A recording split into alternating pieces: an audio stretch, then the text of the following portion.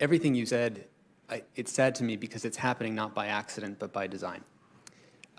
Because the business model is to keep people engaged. In the race for attention, because there's only so much attention, companies have to get more of it by being more and more aggressive. I call it the race to the bottom of the brainstem. So it starts with techniques like pull to refresh. So you pull to refresh your newsfeed. That operates like a slot machine. It has the same kind of addictive qualities that keep people in Las Vegas hooked to the slot machine. Other examples are removing stopping cues. So if I take the bottom out of this glass and I keep refilling the water or the wine, you won't know when to stop drinking. So that's what happens with infinitely scrolling feeds. We naturally remove the stopping cues, and this is what keeps people scrolling. But the race for attention has to get more and more aggressive. And so it's not enough just to get your behavior and predict what will take your behavior. We have to predict how to keep you hooked in a different way. And so it crawled deeper down the brainstem into our social validation. So that was the introduction of likes and followers. How many followers do I have? And that got it was much cheaper to, instead of getting your attention, to get you addicted to getting attention from other people. And this has created the kind of mass narcissism and mass cultural thing that's happening with young people, especially today. And after 2 decades in decline, the mental health of 10 to 14-year-old girls has actually shot up 170% in the last 8 years. And this has been very characteristically the cause of social media. And in the race for attention, it's not enough just to get people addicted to attention. The race has to migrate to AI. Who can build a better predictive model of your behavior? And so if you give an example of YouTube, so there you are, you're about to hit play on a YouTube video, and you hit play, and then you think you're going to watch this one video, and then you wake up 2 hours later and say, oh my God, what just happened? And the answer is because you had a supercomputer pointed at your brain. And at the moment you hit play, it wakes up an avatar voodoo doll-like version of you inside of a Google server. And that avatar, based on all the clicks and likes and everything you've ever made, those are like your hair clippings and toenail clippings and nail filings that make the avatar look and act more and more like you. So that inside of a Google server, they can simulate more and more possibilities. If I prick you with this video, if I prick you with this video, how long would you stay? And the business model is simply what maximizes watch time. This leads to the kind of algorithmic extremism that you've pointed out. And this is what's caused 70% of YouTube's traffic now to be driven by recommendations, not by human choice, but by the machines. And it's a race between Facebook's voodoo doll, where you flick your finger, can they predict what to show you next, and Google's voodoo doll. And these are abstract metaphors that apply to the whole tech industry, where it's a race between who can better predict your behavior. Facebook has something called loyalty prediction, where they can actually predict to an advertiser when you're about to become disloyal to a brand. So if you're a mother and you take Pampers diapers, they can tell Pampers, hey, this user is about to become disloyal to this brand. So in other words, they can predict things about us that we don't know about our own selves. And that's a new level of asymmetric power. And we have a name for this asymmetric relationship, which is a fiduciary relationship or a duty of care relationship. The same standard we apply to doctors, to priests, to lawyers. Imagine a world in which priests only make their money by selling access to the confession booth to someone else. Except in this case, Facebook listens to 2 billion people's confessions, has a supercomputer next to them, and is calculating and predicting confessions you're going to make before you know you're going to make them. And that's what's causing all this havoc. So I'd love to talk about more of these things later. I just want to finish up by saying this affects everyone, even if you don't use these products. You still send your kids to a school where other people believing that anti-vaccine conspiracy theories causes impact for your life, or other people voting in your elections. And when Mark Andreessen said in 2011, the quote was, software is going to eat the world. And what he meant by that, Mark Andreessen was the founder of Netscape. What he meant by that was that software can do every part of society more efficiently than non-software, right? Because it's just adding efficiencies. And so we're going to allow software to eat up our elections, we're going to allow it to eat up our media, our taxi, our transportation. And the problem was that software was eating the world without taking responsibility for it. We used to have rules and standards around Saturday morning cartoons, and when YouTube gobbles up that part of society, it just takes away all of those protections. We know that internet platforms like Google and Facebook have vast quantities of data about each user. What can these companies predict about users based on that data? Thank you for the question. So I think there's an important connection to make between privacy and persuasion that I think often isn't linked, so maybe it's helpful to link that. You know, with Cambridge Analytica, that was an event in which, based on your Facebook likes, based on 150 of your Facebook likes, I could predict your political personality, and then I could do things with that. The reason I described in my opening statement that this is about an increasing asymmetry of power is that without any of your data, I can predict increasing features about you using AI. There's a paper recently that with 80% accuracy, I can predict your same big 5 personality traits that Cambridge Analytica got from you without any of your data. All I have to do is look at your mouse movements and click patterns. So in other words, it's the end of the poker face. Your behavior is your signature, and we can know your political personality. Based on tweet text alone, we can actually know your political affiliation with about 80% accuracy. Computers can calculate probably that you're homosexual before you might know that you're homosexual. They can predict with 95% accuracy that you're going to quit your job, according to an IBM study. They can predict that you're pregnant. They can predict your microexpressions on your face better than a human being can. Microexpressions are your soft reactions to things that are not very visible but are invisibly visible. Computers can predict that.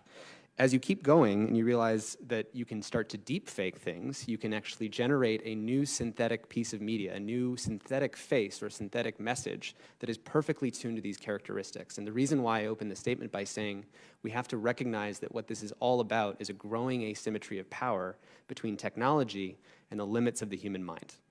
My favorite sociobiologist, E.O. Wilson, said the fundamental problem of humanity is that we have Paleolithic ancient emotions, we have medieval institutions, and we have godlike technology. So we're chimpanzees with nukes, and our Paleolithic brains are limited against the increasing exponential power of technology at predicting things about us. The reason why it's so important to migrate this relationship from being extractive to get things out of you to being a fiduciary is you can't have asymmetric power that is specifically designed to extract things from you. Just like you can't have, again, lawyers or doctors whose entire business model is to take everything they learned and sell it to someone else. Except in this case, the level of things that we can predict about you is far greater than actually each of those fields combined when you actually add up all the data that assembles a more and more accurate voodoo doll of each of us. And there's 2 billion voodoo dolls, by the way. There's one out of every 4 people on Earth with YouTube's and Facebook are more than 2 billion people.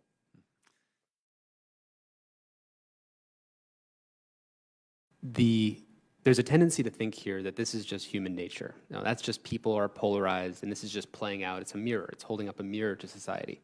But what it's really doing is it's an amplifier for the worst parts of us. So in the race to the bottom of the brainstem to get attention, let's take an example like Twitter. It's calculating what is the thing that I can show you that gets the most engagement. And it turns out that outrage, moral outrage, gets the most engagement. So it was found in a study that for every word of moral outrage that you add to a tweet, it increases your retweet rate by 17%. So in other words, the polarization of our society is actually part of the business model. Another example of this is that shorter, briefer things work better in an attention economy than long, complex, nuanced ideas that take a long time to talk about. And so that's why you get 140 characters dominating our social discourse. But reality and the most important topics to us are increasingly complex, while we can say increasingly simple things about them. That automatically creates polarization because you can't say something simple about something complicated and have everybody agree with you. People will, by definition, misinterpret and hate you for it. And then it's never been easier to retweet that and generate a mob that will come after you, and this has created a call-out culture and chilling effects and a whole bunch of other subsequent effects in polarization that are amplified by the fact that these platforms are rewarded to give you the most sensational stuff. One last example of this is on YouTube. Let's say we actually equalize. I know there's people here concerned about equal representation on the left and the right in media. Let's say we get that perfectly right. As recently as just a month ago on YouTube, if you did a map of the top 15 most frequently mentioned verbs or keywords in the recommended videos, they were hates, debunks, obliterates, destroys. In other words, Jordan Peterson destroys social justice warrior in video. So that kind of thing is the background radiation that we're dosing 2 billion people with.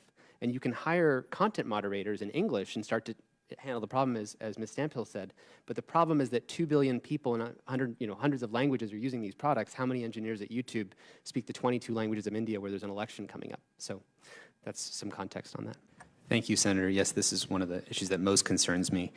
As I think Senator Schatz mentioned at the beginning, there's evidence that in the last month, even as recently as that, keeping in mind that these issues have been reported on for years now, there was a pattern identified by YouTube that young girls who had taken videos of themselves dancing in front of cameras were linked in usage patterns to other videos like that that went further and further into that realm.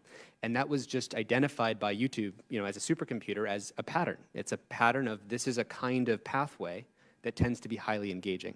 The way that we tend to describe this, if you imagine a spectrum on YouTube, on my left side there's the calm Walter Cronkite section of YouTube. On the right-hand side there's Crazy Town. UFOs, conspiracy theories, Bigfoot, whatever. And if you take a human being and you could drop them anywhere. You could drop them in the calm section, or you could drop them in Crazy Town. But if I'm YouTube and I want you to watch more, which direction from there am I going to send you? I'm never going to send you to the calm section. I'm always going to send you towards Crazy Town. So now you imagine 2 billion people, like an ant colony of humanity, and it's tilting the playing field towards the crazy stuff. And the specific examples of this, a year ago, a teen girl who looked at a dieting video on YouTube would be recommended anorexia videos because that was the more extreme thing to show the voodoo doll that looked like a teen girl. There's all these voodoo dolls that look like that, and the next thing to show is anorexia. If you looked at a NASA moon landing, it would show flat Earth conspiracy theories, which it recommended hundreds of millions of times before being taken down recently. I wrote down another example. 50% of white nationalists in a Bellingcat study had said that it was YouTube that had red-pilled them. Red pilling is the term for the opening of the mind. The best predictor of whether you'll believe in a conspiracy theory is whether I can get you to believe in one conspiracy theory. Because one conspiracy sort of opens up the mind and makes you doubt and question things and get really paranoid. And the problem is that YouTube is doing this in mass, and it's created sort of 2 billion personalized Truman shows. Right? Each channel has that radicalizing direction. The problem is is YouTube a publisher? Well, they're not generating the content, they're not paying journalists, they're not doing that, but they are recommending things. And I think that we need a new class between, the New York Times is responsible if they say something that defames someone else, that reaches a certain 100 million or so people.